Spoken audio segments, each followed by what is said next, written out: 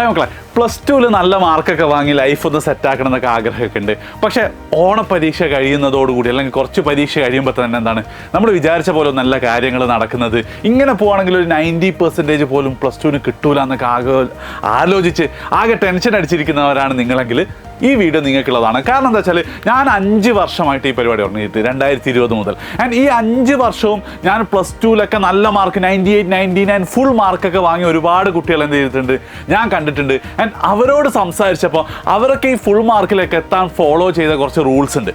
ആ റൂൾസ് ഒന്ന് നിങ്ങൾക്ക് പറഞ്ഞു തരാൻ വേണ്ടിയിട്ടാണ് ഈ ഒരു വീഡിയോ. ഏറ്റവും ആദ്യം തന്നെ എനിക്ക് നിങ്ങളോട് പറയാനുള്ളത്, ഇപ്പോൾ +2 ഒരുപാട് കുട്ടികൾ ഈ മാർക്ക് കിട്ടാത്ത കുട്ടികളുടെ മെയിൻ ചിന്ത എന്താണോ, എനിക്കധികം ബുദ്ധിയൊന്നുമില്ല, എന്നെക്കൊണ്ട് ഇത് പറ്റൂല എന്നുള്ളൊരു ചിന്ത അല്ലേ, സത്യമല്ലേ? ആൻഡ് ഈ ചിന്ത കൂടുതൽ മറ്റൊരു പാർട്ട് എന്താ വെച്ചാൽ ചിലപ്പോൾ ക്ലാസ്സിൽ ടീച്ചറൊക്കെ എന്തെങ്കിലുമൊക്കെ ക്വസ്റ്റ്യൻ ഒക്കെ ചോദിക്കും. അപ്പോൾ ചിലപ്പോൾ നമ്മുടെ തൊട്ടിപ്പുറത്തുള്ള ആൾക്കാർ എന്താണ് ഉത്തരം വിളിച്ചു പറയും, അല്ലെങ്കിൽ പരീക്ഷയ്ക്ക് ഒരു മാർക്ക് കിട്ടും. ഇനി അതൊന്നും വേണ്ട, ടീച്ചർ മനസ്സിലായെന്ന് ചോദിക്കുമ്പോൾ ആരെങ്കിലുമൊക്കെ മനസ്സിലായി എന്ന് പറയുമ്പോൾ അടക്കം നമുക്ക് തോന്നും അവരൊക്കെ നല്ല ബുദ്ധിയാണ്, എന്നെക്കൊണ്ട് ഇതൊന്നും പറ്റൂല, അല്ല ഞാൻ വെറുതെ സയൻസ് എടുത്തു അല്ലേ. ആ ഒരു ചിന്ത ഉണ്ടെങ്കിൽ നിങ്ങൾ ഏറ്റവും ആദ്യം എന്ത് ചെയ്യണം, അത് നിങ്ങൾ മാറ്റണം. കാരണം ഈ +2 നല്ല മാർക്ക് വാങ്ങുക പറയുന്നത് ഭയങ്കര ബുദ്ധിയുള്ള ആൾക്കാർക്ക് കിട്ടുന്ന സാധനമല്ല. അങ്ങനെയാണെങ്കിൽ എന്താണ് ഞാനും ബിലാൽ സാറൊന്നും ഇവിടെ എത്തൂലായിരുന്നു. ഞങ്ങളൊക്കെ ഒരു ആവറേജിൻ്റെ താഴെയുള്ള ആൾക്കാരായിരുന്നു. പക്ഷെ നമ്മൾ വളരെ ക്ലിയർ ആയിട്ട് എന്താണ് കുറേ സ്റ്റഡി ടെക്നിക്കുകൾ, കുറേ ഹാർഡ് വർക്ക്, കുറേ ആറ്റിറ്റ്യൂഡ്, ഇതൊക്കെ കമ്പൈൻ ചെയ്തിട്ട് ഒരു വർഷം നമ്മൾ മെനക്കെട്ടുകൊണ്ടാണ് ഇപ്പോൾ നിങ്ങളുടെ മുന്നിൽ നമുക്ക് എന്ത് ചെയ്യാൻ പറ്റുന്നത്, അജാസ് സാറും ബിലാൽ സാറൊക്കെ ആയിട്ട് നിൽക്കാൻ പറ്റുന്നത്. സോ ആ ഒരു ടെക്നിക്കാണ് ഇന്ന് നമ്മൾ പറയാൻ പോകുന്നത്. എടാ, ഇവിടെ നിങ്ങൾക്ക് മാർക്ക് കിട്ടുന്നില്ലെങ്കിൽ 2 പ്രശ്നങ്ങളുണ്ട്. അതിൽ ഒന്നാമത്തെ പ്രശ്നം, ഒരുപാട് കുട്ടികളുടെ മനസ്സിലുള്ളൊരു ചിന്ത എന്താണെന്ന് വെച്ച് കഴിഞ്ഞാൽ ഞാൻ എത്ര എഫേർട്ട് എടുത്തിട്ടും എന്താണ് എന്നെക്കൊണ്ട് പറ്റുന്നില്ല എന്നുള്ളൊരു കാര്യമാണ് ഇവിടെ. അതായത് നിങ്ങളിപ്പം ഏതെങ്കിലും പരീക്ഷ ടഫായ പരീക്ഷയുടെ താഴെ അല്ലെങ്കിൽ ഇന്നലത്തെ പരീക്ഷ എങ്ങനെ ഉണ്ടായിരുന്നു ചോദിച്ച കമൻറ്റിൻ്റെ താഴെയൊക്കെ പറയും, സാറേ ഇന്നലെ ഞാൻ രാത്രി 3 മണി വരെ ഇരുന്ന് പഠിച്ചിട്ടുണ്ടായിരുന്നു, പക്ഷെ ഒന്നും നടന്നില്ല, പരീക്ഷാ പേപ്പറിൽ എന്താണ് ക്വസ്റ്റ്യൻ നിങ്ങളൊക്കെ പറഞ്ഞു തന്നെയാണ് വന്നത്, പക്ഷേ എനിക്ക് എഴുതാൻ പറ്റിയില്ല, എന്നെക്കൊണ്ട് പറ്റുമെന്നില്ല. ഇങ്ങനെയുള്ള ഒരുപാട് കമൻറ്റ്സ് ഞാൻ കാണാറുണ്ട്. നിങ്ങൾ ചിലപ്പോൾ ചെയ്യുന്നുണ്ടാവും. എടാ, എൻ്റെ ചോദ്യം എന്താ വെച്ചാൽ നിങ്ങളുടെ ക്ലാസ്സിൽ ആ ഒരു ടോപ്പർ ഇല്ലേ, അതായത് +1 ഇപ്പം 520 ഒരു 510+ ഒക്കെ വാങ്ങിയ കുട്ടികൾ, അവരൊക്കെ ഈ പരീക്ഷയുടെ തലേന്ന് രാത്രി എന്താ പറയുക 2 മണി വരെയൊക്കെ ഇരുന്ന് പഠിച്ചിട്ടാണ് ആ ഒരു മാർക്ക് വാങ്ങിയത്. നിങ്ങൾ എന്നെ ഒന്ന് ആലോചിച്ച് നോക്ക്. അല്ലല്ലോ അല്ലേ? അതായത് ശരിക്കും പറഞ്ഞു കഴിഞ്ഞാൽ അതാണോ മാനദണ്ഡം, അല്ലെ അങ്ങനെ വർക്ക് ചെയ്താൽ കിട്ടുന്ന മാത്രം എളുപ്പമുള്ള സാധനമാണോ ഈ +2? അല്ലല്ലോ. അപ്പോൾ ആ ഒരു തെറ്റിദ്ധാരണ എന്ത് ചെയ്യണം, നിങ്ങൾ ഏറ്റവും ആദ്യം മാറ്റണം. എടാ, ലോകത്തുള്ള ഏത് പ്രോബ്ലത്തിൻ്റെയും സൊല്യൂഷൻ എന്ന് പറയുന്നത് നമ്മൾ ടൈം സ്പെൻഡ് ചെയ്യുക എന്നുള്ളതാണ്. അതായത് ഇപ്പം നിങ്ങൾ പാരൻസുമായിട്ട് നിങ്ങൾ അത്ര നല്ല റിലേഷൻ, അമ്മയായിട്ട് എന്നും കച്ചറ, അതിൻ്റെ സൊല്യൂഷൻ എന്താ, അതിൽ സമയം സ്പെൻഡ് ചെയ്യുക എന്നുള്ളത്.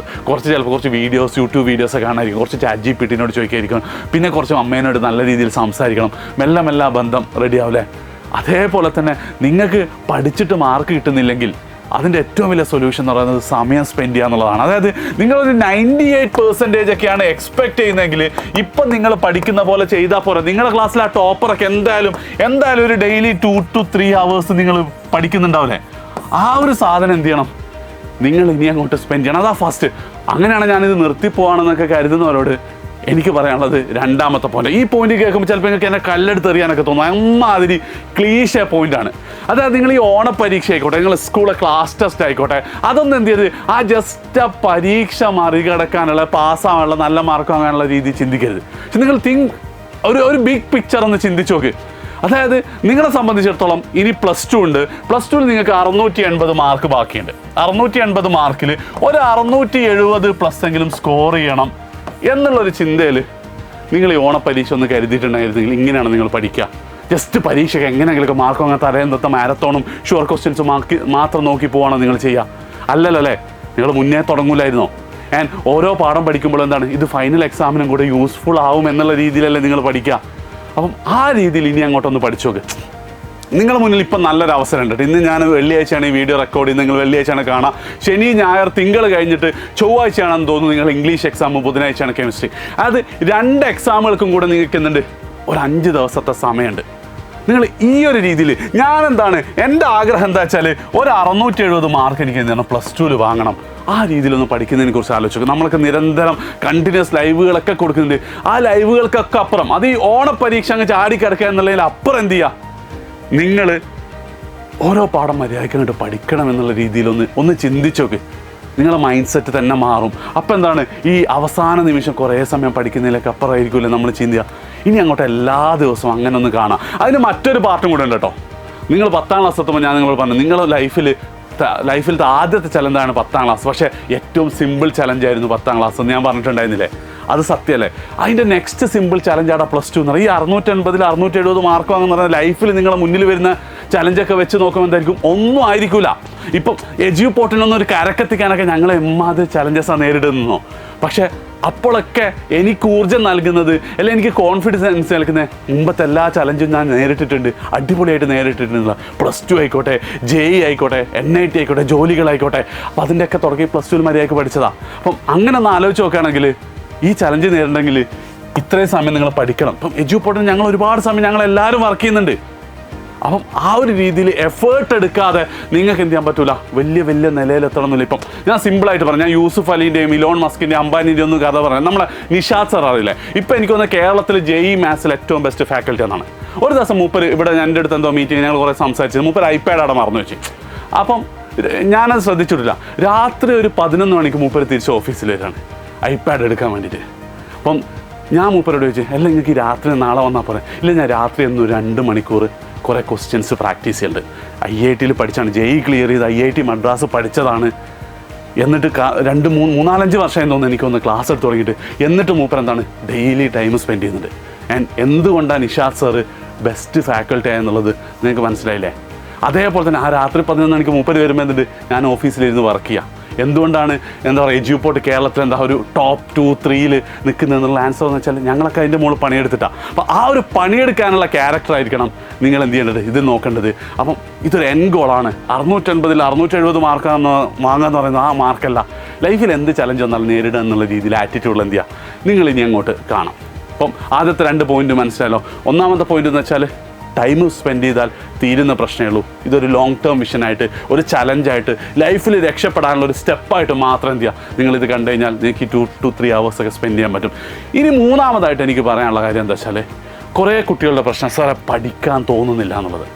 സംഭവം സത്യമാണ്, പഠിക്കാൻ തോന്നില്ല. അപ്പം നമ്മൾ എന്ത് എൻജോയ് ചെയ്ത് പഠിക്കണം എന്നൊക്കെ പറഞ്ഞാലും മക്കളെ, ഇൻസ്റ്റഗ്രാം കാണുന്ന, യൂട്യൂബ് ഷോർട്സ് കാണുന്ന, വാട്സപ്പ് ചാറ്റ് ചെയ്യുന്ന, സിനിമ കാണുന്ന, നെറ്റ്ഫ്ലിക്സ് കാണുന്നതിൻ്റെ ഒരു സുഖം എത്ര വന്നാലും ഇലക്ട്രോസ്റ്റാറ്റിക്സ് പഠിക്കുമ്പോഴോ അല്ലെങ്കിൽ ജനറ്റിക്സ് പഠിക്കുമ്പോഴോ ഒന്നും എന്തില്ല നമുക്ക് കിട്ടാൻ പോകുന്നില്ല. സത്യമല്ലേ? പക്ഷേ അവിടെ എനിക്ക് പറയാനുള്ളത് വെച്ചാൽ നേരത്തെ പറഞ്ഞ സാധനം തന്നെയാണ്. ഞങ്ങൾ ചെയ്യുന്ന പലതും എന്താണ് ഭയങ്കര ബോറിങ്, ഭയങ്കര ഹെക്റ്റിക് ആയിട്ടുള്ള സാധനങ്ങളാണ്. പക്ഷേ അത് ഇതിൻ്റെ ഒരു പാർട്ടാന്നുള്ള ഒന്നാമത് നിങ്ങൾ മനസ്സിലാക്കുക. രണ്ടാമത് നിങ്ങൾ മനസ്സിലാക്കേണ്ട വളരെ ഇമ്പോർട്ടൻ്റ് ആയിട്ടുള്ളൊരു കാര്യമുണ്ട്. ഞാനിപ്പോൾ അടുത്തൊരു റീല് കണ്ടിട്ടുണ്ടായിരുന്നേ. അതിൽ അവർ പറയുന്നത് വെച്ചാൽ any pleasure that you receive without hard work അല്ലെങ്കിൽ without effort will eventually destroy you എന്നാണ്. അതായത് നിങ്ങൾ പ്രത്യേകിച്ച് എഫേർട്ടൊന്നും ഇടാതെ നിങ്ങൾക്ക് കിട്ടുന്ന സന്തോഷം, ആനന്ദം, പ്ലഷർ ഉണ്ടല്ലോ, അത് അൾട്ടിമേറ്റ്ലി നിങ്ങളെ നശിപ്പിക്കുന്ന.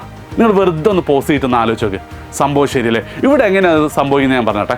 അത് നിങ്ങൾക്കറിയാം, പഠിക്കാൻ നമുക്ക് എടുക്കേണ്ട ഒരു ഫിസിക്കൽ എഫേർട്ടോ കാര്യങ്ങളൊന്നും ഇല്ല. നമ്മൾ എന്ത് ചെയ്താൽ മതി, നമ്മൾ സ്റ്റഡി ടേബിളിൻ്റെ മുന്നിൽ ഇത് ബുക്ക് തുറന്ന് അല്ലെങ്കിൽ ഫോൺ വെച്ച് യൂട്യൂബിലൊക്കെ നോക്കിയാണ് പഠിക്കുക.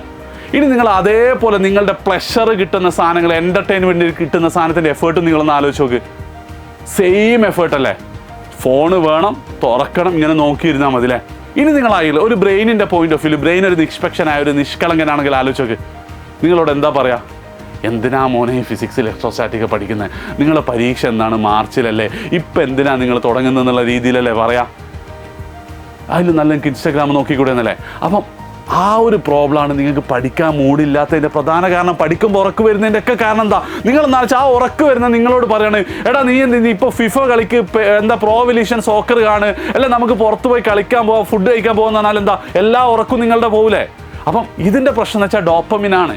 അതായത് ഡോപ്പമിൻ കിട്ടുന്ന അതേ എഫേർട്ട് എടുത്ത് ഡോപ്പമിൻ ഇങ്ങനെ നിറഞ്ഞ് ചൊരിയുന്ന ഒരുപാട് എക്സസൈസ് എന്തുണ്ട് നിങ്ങൾക്ക്, നിങ്ങളുടെ മുന്നിലുള്ള ഒരുപാട് ആക്ടിവിറ്റീസ് ഉണ്ട്. അപ്പം അതും ഇതും സെപ്പറേറ്റ് ചെയ്യാൻ നിങ്ങൾ പഠിച്ചിട്ടില്ലെങ്കിൽ ഒരു കാലത്തും നിങ്ങൾക്ക് എന്ത് ചെയ്യാനാവില്ല, പഠിക്കാൻ നിങ്ങളെ കൊണ്ട് പറ്റൂല. നിങ്ങൾക്ക് പഠിക്കുമ്പോൾ ബോറടിക്കും, ഉറക്കം വരും, എല്ലാ സാധനം വരും. അതെങ്ങനെയാണ് സാറേ ചെയ്യാന്ന് വെച്ചാൽ, ഏറ്റവും ഇന്ന് ഈ നിമിഷം മുതൽ നിങ്ങൾ തീരുമാനിക്കേണ്ട 2 കാര്യങ്ങളുണ്ട്.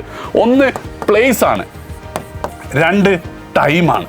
അതായത് ഇത് ജീവിത വിജയത്തിന് വേണ്ട സാധനം കേട്ടോ, നിങ്ങൾക്ക് +2 മാർക്കിന് മാത്രമല്ല. അതായത് 2 സ്ഥലങ്ങളിലും അല്ല, ഒരു സ്ഥലത്തും ഒരു സമയത്തും നിങ്ങൾ എന്ത് ചെയ്യരുത്, ഈ നേരത്തെ പറഞ്ഞ പ്ലഷർ തരുന്ന എൻ്റർടൈൻമെൻറ്റ് സാധനങ്ങൾ ഉപയോഗിക്കരുതെന്ന് തീരുമാനിക്കുക. ഒന്നാമത്തെ സ്ഥലം എന്താ വെച്ചാൽ, ഒന്ന് നിങ്ങൾ ബെഡ്റൂമിൽ, ഇപ്പോൾ നിങ്ങൾ പഠിക്കുന്ന സ്ഥലം ഏതാണോ, ബെഡ് കിടന്ന് പഠിക്കുന്ന നിങ്ങളാണെങ്കിൽ ബെഡ് കിടന്ന് നിങ്ങൾ ഫോൺ നോക്കരുത്, ഇൻസ്റ്റാഗ്രാം കാണരുത്, വാട്സപ്പ് ഉപയോഗിക്കരുത്. സ്റ്റഡി ടേബിളിൽ പോകണമെങ്കിൽ അവിടുന്ന് ഒരു കാരണവശാലും എന്ത് ചെയ്യരുത്, നിങ്ങളത് നോക്കരുത്. അതാണ് ഫസ്റ്റ്. അവിടെ നോക്കിയാൽ ബ്രെയിൻ പറയടാ ഇന്നലെ ഇൻസ്റ്റാഗ്രാം നോക്കിയാൽ എന്ത് രസമുണ്ടായിരുന്നു നിങ്ങളോട് പറയും. അതാണ് ഒന്നാമത്തത്. രണ്ടാമത്തത് ടൈം. നിങ്ങൾ പഠിക്കാൻ, ഞാൻ നേരത്തെ പറഞ്ഞില്ല, ഒരു 3 മണിക്കൂർ നിങ്ങൾ മാറ്റി വെക്കണമെന്നല്ലേ. ആ 3 മണിക്കൂർ ലോകം ഇടിഞ്ഞു വീണാലും എത്ര നോട്ടിഫിക്കേഷൻ വന്നാലും നിങ്ങൾ എന്ത് ചെയ്യരുത്, നിങ്ങൾ എൻ്റർടൈൻമെൻറ്റ് മോഡിലേക്ക് പോകരുത്. ഒരാഴ്ച നിങ്ങൾ ചെയ്തു നോക്ക്. അതായത് നിങ്ങൾ പഠിക്കുന്ന സ്ഥലത്ത് പഠിക്കുന്ന സമയത്ത് ഇനി അങ്ങോട്ട് ഒരു ആഴ്ച നിങ്ങൾ ഫോണിൽ എൻ്റർടൈൻമെൻറ്റ്സ് കാണൂല, ഡിസ്ട്രാക്ഷൻസ് ഉപയോഗിക്കില്ല എന്ന് പറഞ്ഞാൽ പിന്നെ ബ്രെയിനിന് മറ്റേ ചിന്ത ഉണ്ടാവില്ല. പഠിക്കേണ്ടപ്പോൾ പഠിക്കാൻ പറ്റും. ഇതൊക്കെ പ്രാക്ടിക്കൽ. ഞാനൊക്കെ ഈ സാധനം ചെയ്യുന്നുണ്ട് കേട്ടോ. ഞാനൊക്കെ ഈ സാധനം ചെയ്യുന്നുണ്ട്. ചില സമയത്ത് എന്താണ്, എൻ്റെ ഫോൺ DNDയിലാണ് ഉണ്ടാവുക. അപ്പോൾ ആ സമയത്ത് ഒന്നും ചെയ്യാൻ തോന്നില്ല. ഇപ്പോൾ എനിക്ക് ആ സമയത്ത് ഫോൺ എടുക്കുന്നതിനെ കുറിച്ച് പോലും ആലോചന ഉണ്ടാവില്ല. അപ്പം ആ രീതിയിൽ ചെയ്താൽ പഠിക്കാനുള്ള മടി എന്താണ്, ഉറപ്പായിട്ടും കഴിഞ്ഞു. ആൻഡ് ലാസ്റ്റ് നിങ്ങൾ ആലോചിക്കേണ്ട കാര്യം എന്ന് വെച്ചാൽ നിങ്ങളെക്കുറിച്ച് തന്നെയാണ്. ഒരു 30, 35, 40 വയസ്സൊക്കെ ആകുമ്പോൾ ലൈഫിൽ സക്സസ്ഫുള്ളായിട്ട് എവിടെയെങ്കിലും എത്തേണ്ട ഒരാളായി നിങ്ങൾക്ക് മാറണ്ടേ. അതിൻ്റെ തുടക്കം എന്ന് പറയുന്നത് ഇവിടുന്ന് അങ്ങോട്ട് തന്നെ തുടങ്ങുക എന്നുള്ളതാണ്. ആൻഡ് നിങ്ങളുടെ മുന്നിൽ ഇനി 2 എക്സാമും കൂടെ ഉണ്ട്, ഇംഗ്ലീഷും കെമിസ്ട്രിയും. ഒന്ന് ആലോചിച്ച് നോക്കടാ. നിങ്ങൾ ഭാവിയിൽ നിങ്ങൾ വാങ്ങാൻ പോകുന്ന ഫോണ്, വാങ്ങാൻ പോകുന്ന കാറ്, നിങ്ങളെ മക്കളുടെ ലൈഫ് എങ്ങനെയായിരിക്കും, അതൊക്കെ തീരുമാനിക്കാനുള്ള ഒരു തുടക്കമായിട്ട് എന്ത് ചെയ്യുക, ഈ 5 ദിവസം ഒന്ന് കണ്ടിട്ടൊന്ന് പഠിച്ചു നോക്ക്. ഉറപ്പായിട്ട് എന്ത് ചെയ്യാൻ പറ്റും, രക്ഷപ്പെടാൻ പറ്റും. നിങ്ങൾക്ക് തോന്നുന്നുണ്ടെങ്കിൽ ഒന്ന് കമൻറ്റ് ചെയ്യുക, സാറേ ഞാൻ ഈ 5 ദിവസം പഠിക്കും. വെറും 5 ദിവസം പറയുന്നത് പഠിക്കുമെന്നുള്ളത്. അതായത് ശനി, ഞായർ, തിങ്കൾ, ചൊവ്വ, ബുധൻ എന്തായാലും നിങ്ങൾ പഠിക്കുന്നത് 3 ദിവസം പഠിക്കുന്നുള്ളത് നിങ്ങളൊന്ന് കമൻറ്റ് ചെയ്യുക. അടിപൊളിയായി തോന്നുകയാണെങ്കിൽ ഫ്രണ്ട്സിന് ഷെയർ ചെയ്യാം.